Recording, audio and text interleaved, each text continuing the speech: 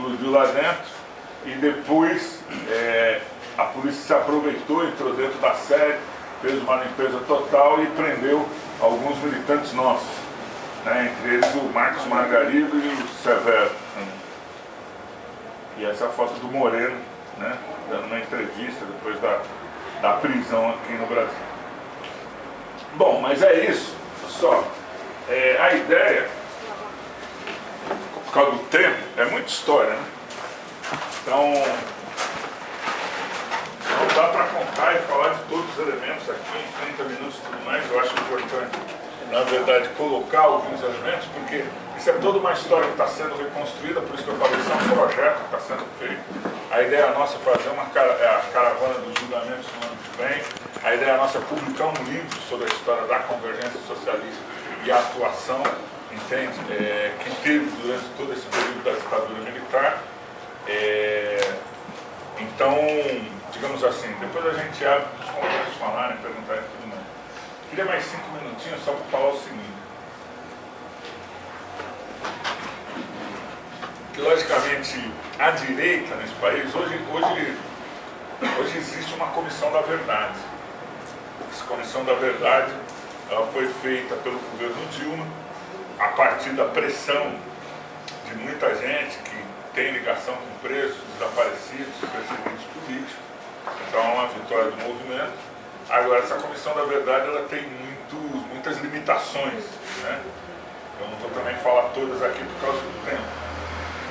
Agora, a principal dela é que não existe disposição, não só do problema da apuração, mas também da punição daqueles agentes de Estado que prenderam, que torturaram, que sequestraram, que estupraram, entende? Que serviciaram pessoas dentro dos aparatos de repressão. Isso é um elemento também muito importante da nossa campanha. Logicamente, a direita fala que isso é revanchismo. Agora, isso não é revanchismo. O problema é que o combate à impunidade do passado, ele é fundamental para combater a impunidade do presente. Então, por exemplo,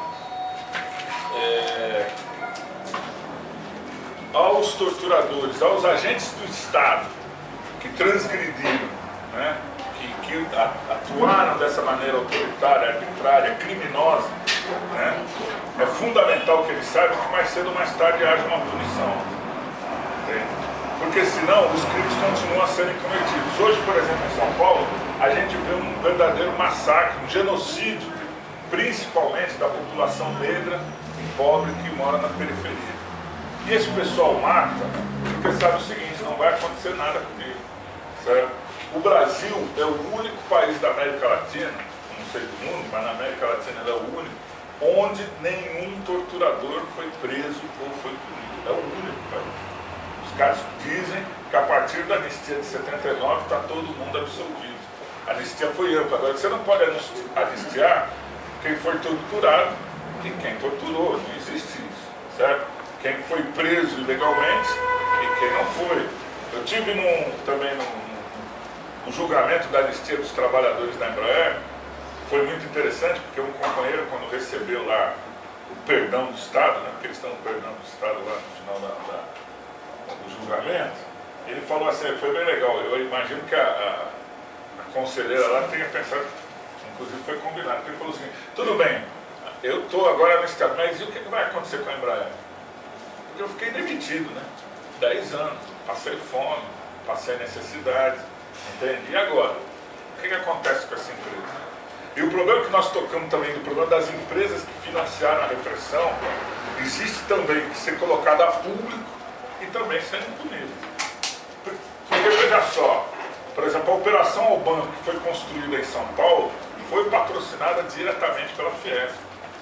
Assim, quem quiser assistir um filme, chama Cidadão Boris, que mostra o Boris, que era o diretor da Ultragaz, a Ultragaz que fornecia os seus carros, os uniformes, para os aparatos de repressão prender e perseguir o pessoal ativista político. A Folha de São Paulo, por exemplo, né, que posa democrática, tal. Pois é, a Folha de São Paulo emprestava os seus carros de entrega de jornal para os aparatos de repressão sequestrar e realizar prisões ilegais.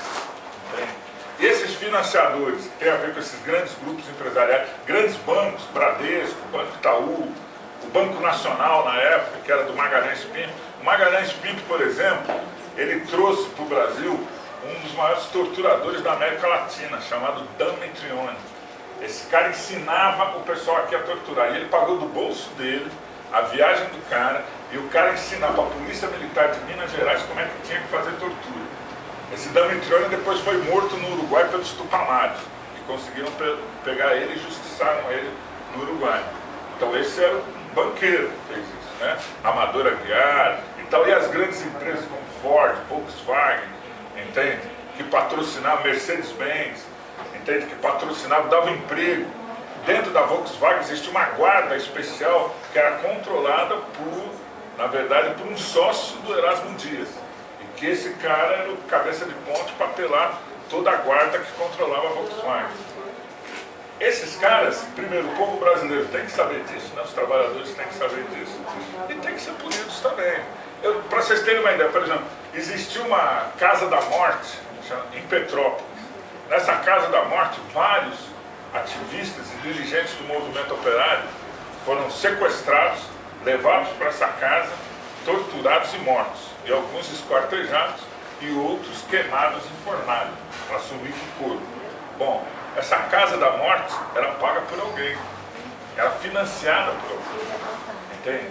O Fleury tinha um sítio em Parelheiros, em São Paulo, um sítio chamado 31 de Março, onde ele levava o pessoal particularmente que ele queria torturar. 31 de março, né? Ele chamava 31 de Março. Ele levava o pessoal lá particularmente que ele queria torturar. Vários morreram lá. Por exemplo, o Joaquim Câmara, o Toledo, que era o segundo comandante da LN, foi assassinado lá. Bacuri, que era um comandante também da LN, foi morto e torturado lá. Furaram os 2 olhos dele, quebraram as pernas, os braços, tudo, certo? Arrancaram todos os dedos para não ser identificado. E isso era pago por alguém. Certo? Alguém patrocinava esses aparatos de repressão. O Cláudio Guerra, que era um delegado, ele conta lá nesse livro dele, Memórias de uma Guerra Suja, que o pessoal recebia em contas clandestinas nos bancos. Ele falava o seguinte: eu tinha o meu nome, eu tinha um nome frio, com uma conta fria no banco mercantil, que os caras botavam dinheiro para mim, dos bônus que eu recebia por ter matado o pessoal que estava na luta armada. Fleury recebeu um grande bônus, que fala que foi 2 ou 3 vezes o salário dele quando ele matou o Marighella. Porque o conjunto da patronal, o Cláudio Guerra até conta o seguinte: era difícil arregimentar gente para o meu aparato lá, porque os melhores bônus saíam para o pessoal lá do Fleury. Então era todo mundo que estava metido nisso queria trabalhar com esses caras, com o Fleury, não comigo, né? Então quer dizer, esse tipo de coisa, essas empresas que patrocinaram e tudo mais, isso primeiro tem que vir a público de fato, por isso é toda uma pressão que também, além do problema da anistia, a comissão faz junto à Comissão da Verdade e tudo mais, para que isso venha a público. E segundo, a exigência da punição, né? A gente se soma a várias entidades do movimento que usam e exigem isso, porque tem que ser dado exemplo. Ao permanecer impunidade, é aquilo. E sempre conto isso aí nas palestras. Alguns companheiros falam: não, mas agora estão matando os criminosos, os ladrões e tal e coisa. Isso não tem nada diretamente a ver com política. Eu sempre lembro o seguinte: o Fleury, que era o maior torturador sanguinário de todos, ele, antes de ser delegado do DOPS, ele foi delegado do DEIC, exatamente da Delegacia de Furtos e Roubos, e colocava muito ladrão pé de chinelo no pau de arara para conseguir informação. Depois, quando foi necessário para o Estado trazer isso para o campo político, requisitaram o Fleury para começar a colocar o pessoal que fazia atividade política também no pau de arara, porque era ele que tinha mais experiência nesse tipo de coisa. Então, isso é muito importante para nós. Então, por isso que a gente reivindica que é um projeto que é memória, história, entende? Mas também de justiça com relação aos crimes que foram cometidos pela ditadura. Então, estou dando esse introdutório aí, como eu falei, é mais para dar informações, abrir o debate, o pessoal se localizar. Será muito importante os companheiros falarem aí para a gente fazer uma boa discussão.